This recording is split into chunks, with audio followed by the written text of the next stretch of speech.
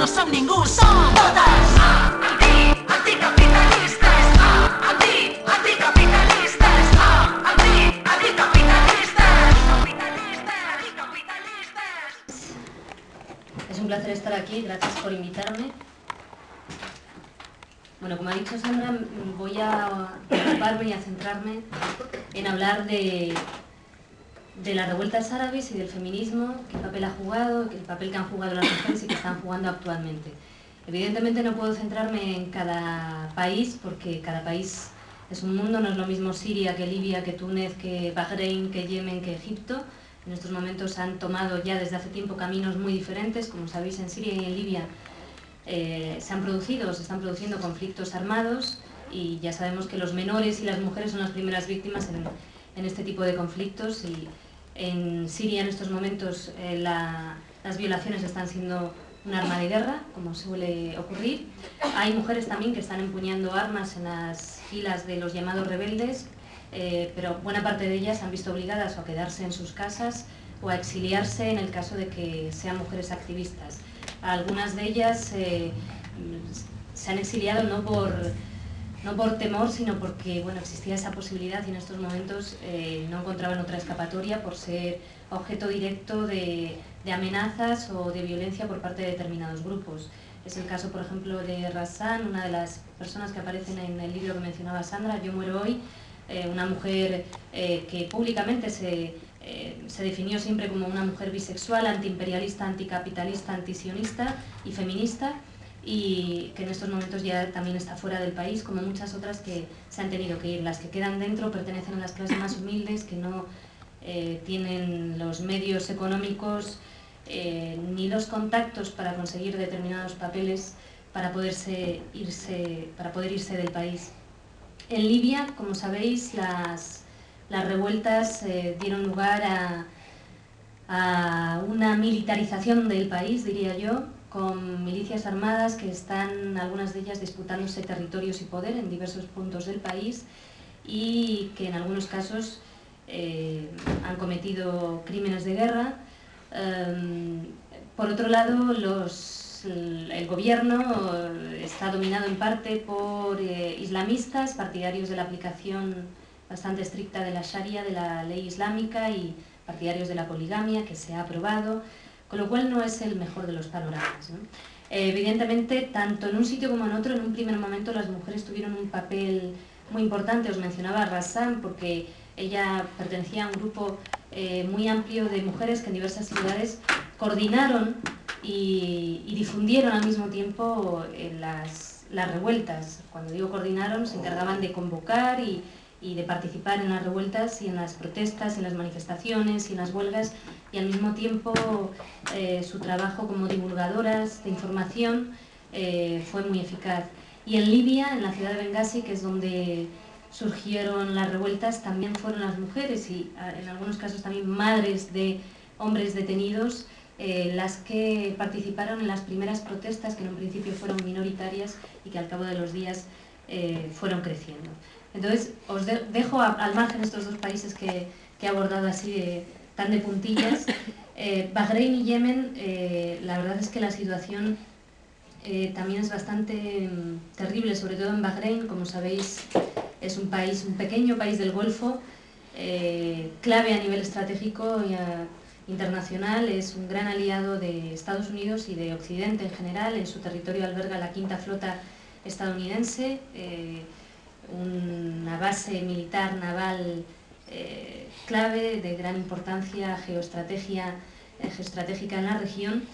Y bueno, pues la verdad es que con la ayuda de Arabia Saudí y de Emiratos Árabes Unidos, que como sabéis invadieron Bahrein para sofocar las rebeliones y las protestas, pues estas han ido apagándose poco a poco. Aún así, hemos visto siempre en primera fila, y de hecho yo diría que los nombres más conocidos de personas que han participado en las protestas y que las han impulsado son de mujeres, ¿no? Están, por ejemplo, las hermanas Al-Kahawa, que siguen manifestándose casi a diario en las calles de Bahrein, que son hijas a su vez de un abogado defensor de los derechos humanos.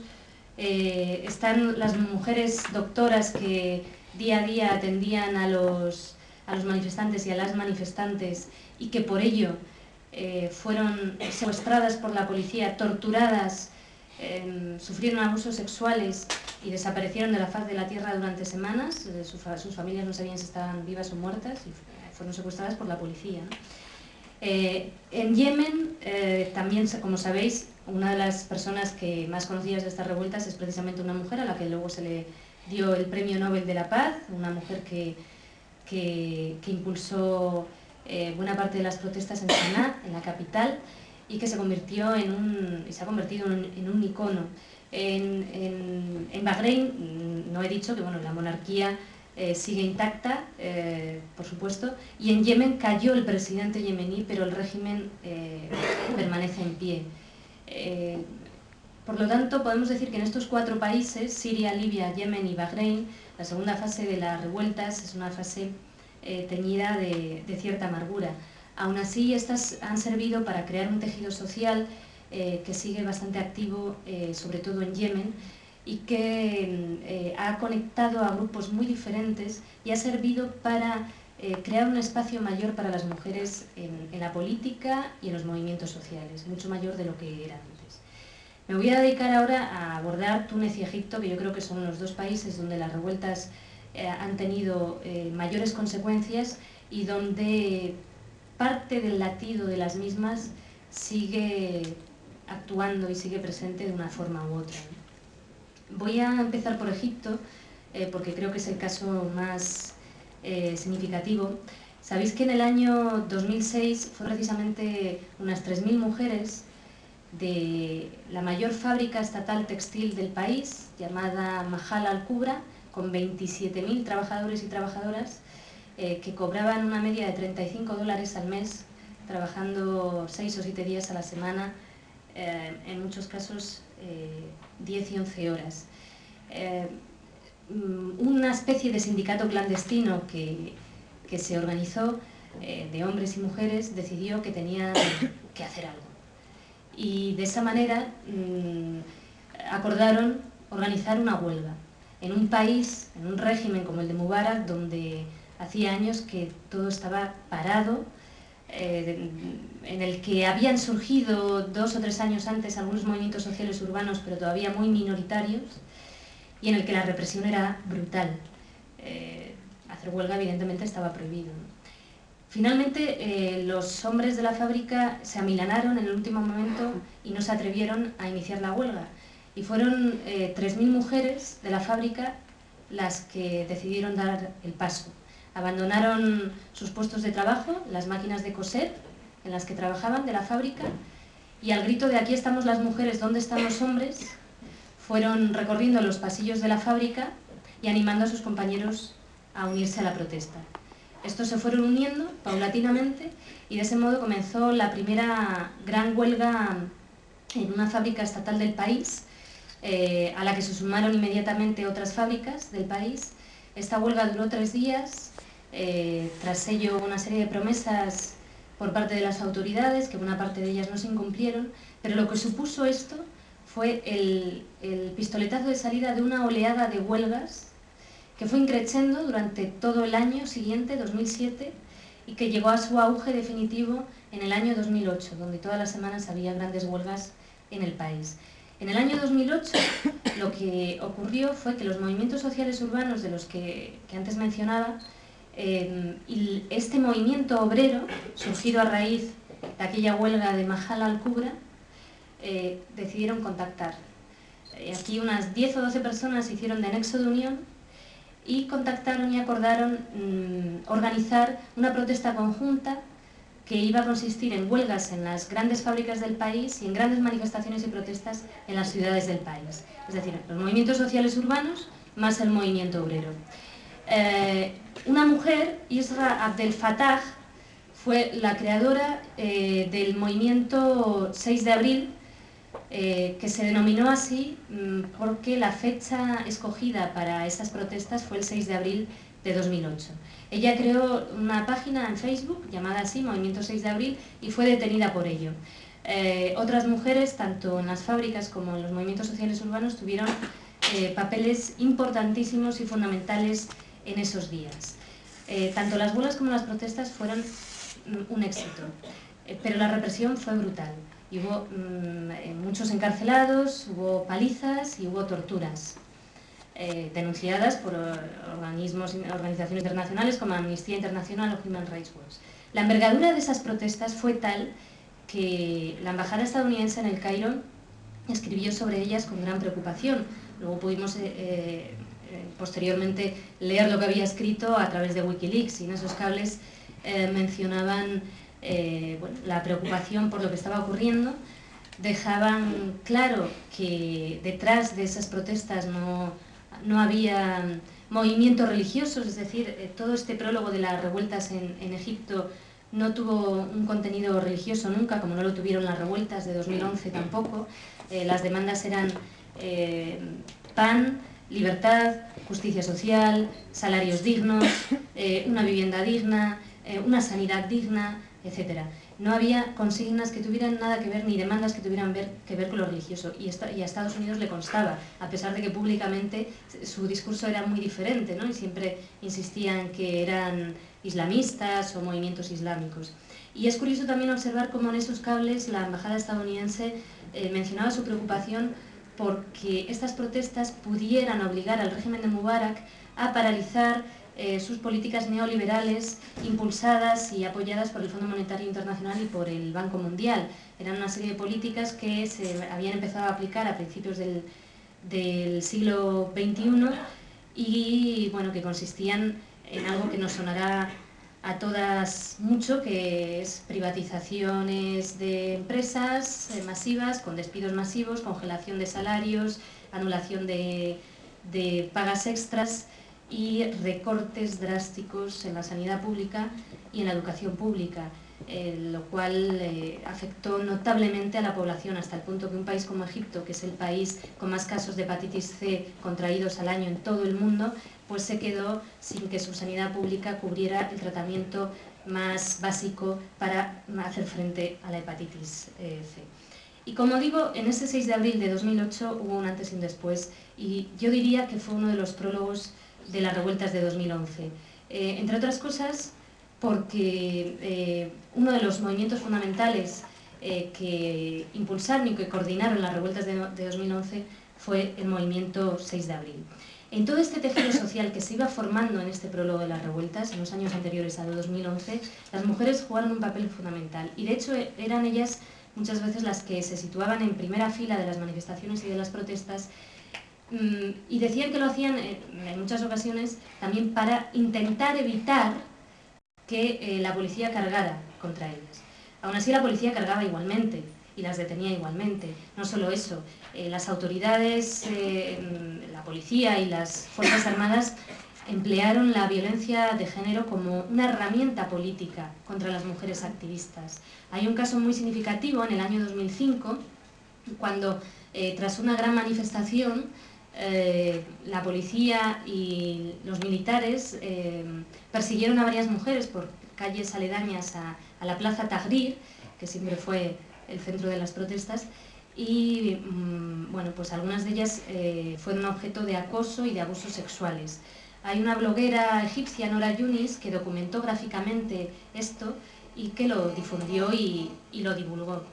A raíz de esto se organizaron y se coordinaron las primeras grandes manifestaciones convocadas por mujeres feministas, algunas de ellas, pues por ejemplo, entre ellas estaba Nawal al-Saadawi, que ya sabéis, que no sé si la conocéis, pero si no, pues os la recomiendo, una mujer que tendrá 70 y pico años ya y que es una de las feministas del mundo árabe más conocidas. Y como digo, esto sirvió, la reacción a estos abusos y este acoso sexual y a esta persecución de género por parte de las fuerzas de seguridad provocó que se organizaran las primeras grandes manifestaciones en las que participaban hombres y mujeres, porque antes había algunas manifestaciones feministas en las que solo había mujeres. En esta hubo hombres y mujeres con consignas solo y exclusivamente contra el machismo, contra la violencia de género, contra la persecución de las mujeres activistas, ¿no? Y esto todas las feministas en Egipto lo señalan también como un punto de inflexión que marcó un antes y un después. No quiero enrollarme mucho, entonces vamos a llegar a 2011, que como sabéis fue el año en el que bueno, estallaron primero en Túnez las revueltas y después en Egipto. Y las mujeres bueno, vimos que jugaban un papel fundamental, coreaban eslóganes, lideraban manifestaciones. En la forma de protestar, de lanzar consignas en las manifestaciones en el mundo árabe es diferente y bastante más creativa que aquí, me parece a mí, porque la poesía es algo que está muy presente en la cultura árabe y bueno, se valora mucho que alguien pueda construir o improvisar versos y muchas veces se hacen. Y entonces los eslóganes son versos improvisados de personas y luego se repiten y a su vez entonces luego surge una segunda voz que de ese verso hace otro verso y todo esto con demandas políticas, ¿no?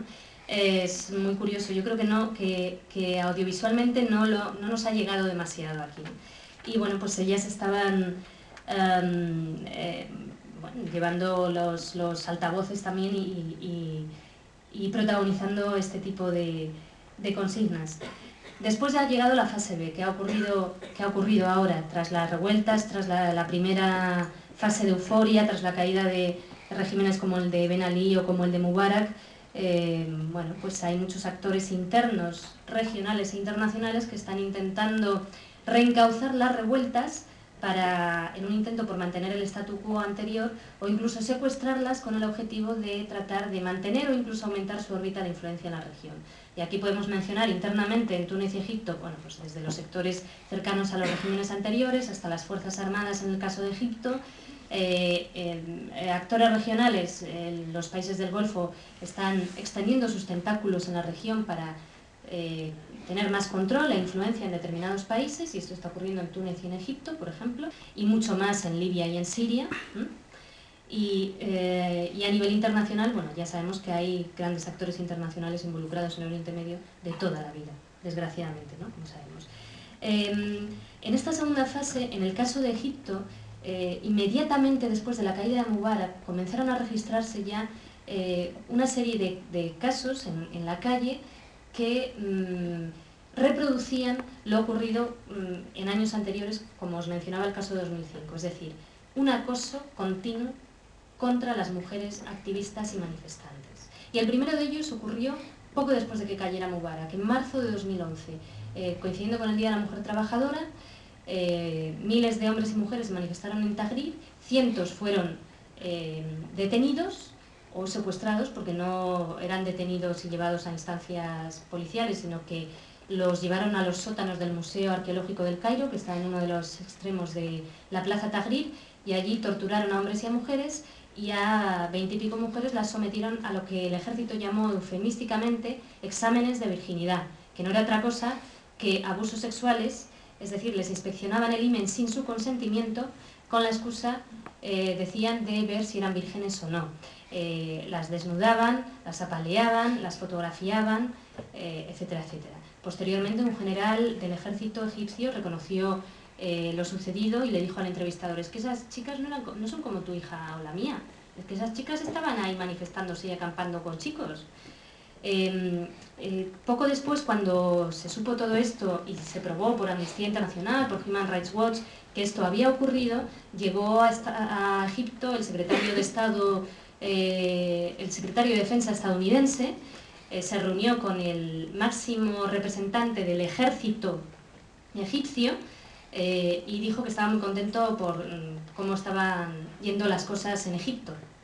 Y prometió renovar, como así hizo, la ayuda que anualmente da Estados Unidos al ejército egipcio, que es de 1.300 millones de dólares, que es la segunda mayor ayuda que Estados Unidos da a unas fuerzas armadas en el mundo. Estas fuerzas armadas que protagonizaron este episodio, y que no es un episodio aislado, bueno, pues Estados Unidos mostró públicamente su apoyo y su respaldo.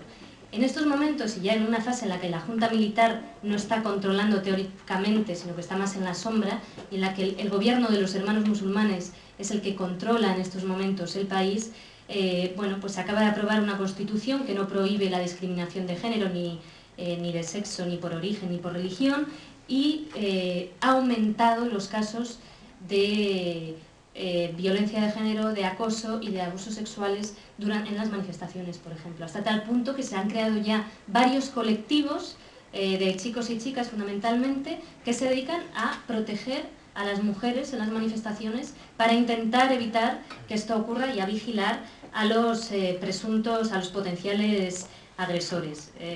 Ellas, bueno, pues dicen que evidentemente no van a dejar de participar en las manifestaciones y que, me decía el otro día, por ejemplo, una activista que conozco mucho, no ir a las manifestaciones porque podemos ser asaltadas no es una opción, ¿no? Y bueno, en estos momentos, y con esto termino porque me están diciendo que termine, se me quedan muchas cosas en el tintero, pero espero poder abordarlas luego, podríamos decir que el hecho de que esto esté ocurriendo ha puesto encima de la mesa un debate que incluso en organizaciones de la izquierda, tanto políticas como sociales, no estaba encima de la mesa, que es el debate de la igualdad de género y que es el feminismo. El hecho de que las mujeres estén sufriendo semejante persecución ha abierto los ojos a muchos hombres y a muchos jóvenes que hasta ahora eran muy revolucionarios y muy de izquierdas, pero eran incapaces de ver una realidad como la copa de un pino.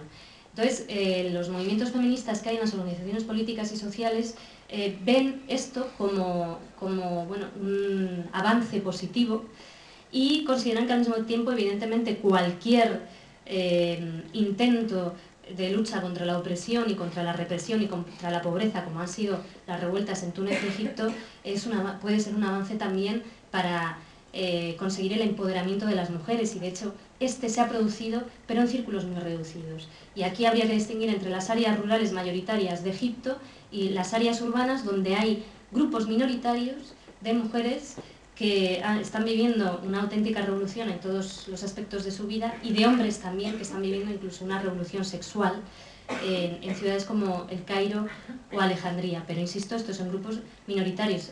Es decir, por un lado hay una opresión mayor ya y una persecución y probablemente una impunidad mayor, y al mismo tiempo el hecho de que se haya conseguido un tejido social de protesta tan enorme, porque lo que ha pasado en un país como Egipto ha sido tremendamente importante a nivel social y político, en cuanto a la creación de tejido social, pues esto evidentemente, y así lo reconocen feministas de diversas tendencias, ha allanado el camino para el empoderamiento. Ahora hay marchas de mujeres casi todas las semanas reivindicando igualdad de género, derechos, y atreviéndose a pronunciar palabras que hasta la fecha eran tabú, como podía ser el feminismo. Y con esto termino. Yo creo que desde aquí, desde el llamado Occidente, tenemos que tener siempre presente que el machismo no es algo que pertenece o que es característico de una sola etnia o de una sola religión, y tenemos una historia no tan lejana en el Estado español, donde las mujeres, para poder tener un pasaporte o para poder salir del país, necesitaban permiso de sus maridos, donde había incluso piscinas separadas para hombres y mujeres, etcétera, etcétera, ¿no? Yo creo que debemos tener presente que la igualdad de género va de la mano de la lucha contra la opresión, contra la pobreza y contra la represión, y no incluir y no tratar de estigmatizar a una raza, a una etnia o a una religión, recordando además que en países como Egipto el machismo también está muy presente en los círculos cristianos del país. Con esto termino. Gracias. Nosaltres que no som ningú, som tots. Nosaltres que no som ningú, som totes.